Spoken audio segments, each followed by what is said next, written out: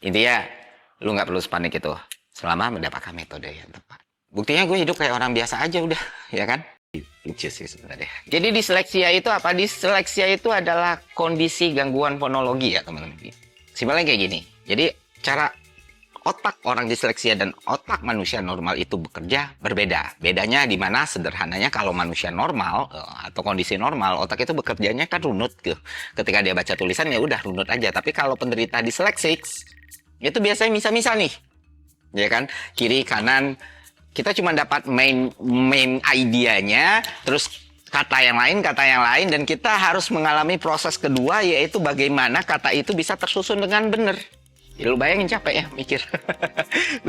Tersusun dengan benar, dan akhirnya setelah itu tersusun dengan benar, barulah disampaikan. Kayak gimana bisa punya kemampuan untuk menyusun itu dengan benar, semuanya dari pattern, suara, visual, serta kebiasaan yang dilakukan sehari-hari.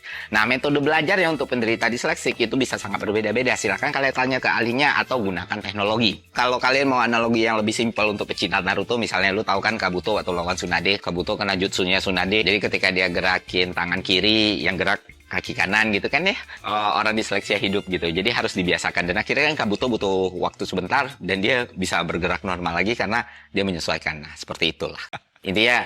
Lu nggak perlu panik itu selama mendapatkan metode yang tepat. Buktinya gue hidup kayak orang biasa aja udah, ya kan? Kalau gue nggak ngomong gue disleksia, mungkin kalian nggak akan tahu gue disleksia. Gue ngonten, gue ngomong di depan kamera, gue ngomong di depan belasan ribu mahasiswa, gue melakukan pidato, gue melakukan debat, gue melakukan orasi ilmiah, dan lain sebagainya. Dan terlihat biasa-biasa aja. Kenapa demikian? Karena gue mendapatkan metode yang tepat. Karena gue terbiasa, dan gue udah bisa hidup dengan itu. Dan bahkan dengan disleksia, gue melihat atau merasakan hal-hal yang mungkin tidak dirasakan manusia kebanyakan. Sehingga apa yang awalnya menjadi kelemahan, itu ternyata menjadi satu keunikan atau bahkan itulah, mengubah kelemahan jadi kekuatan gitu.